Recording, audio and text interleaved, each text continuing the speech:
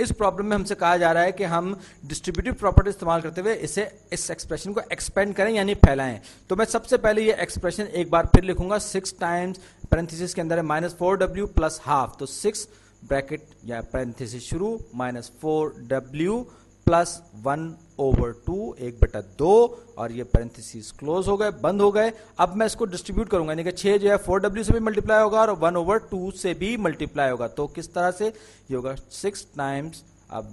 क्योंकि मैं ज़रब दे रहा हूं तो मैं इसको डॉट के बजाय सिंपल ये भी लिखता हूं, 6 ब्रैकेट के बाहर आ गया -4w ये अंदर आ गया इस ब्रैकेट के अंदर, प्लस 6 यहां पर आया और इस ब्रैकेट के अंदर आ जाएगा 1/2। तो 6 टाइम्स -24w क्या हो जाएगा, ये हो जाएगा 24w प्लस 6 को आधे से ज़रब दूंगा तो 3 रह जाएगा, 6 का आधा 3 होता है, तो ये -24w ये मैं लिख रहा हूं यहां पर चेक करने, -24w प्लस 3 और ये मेरा जवाब बिल्कुल दुरुस्त।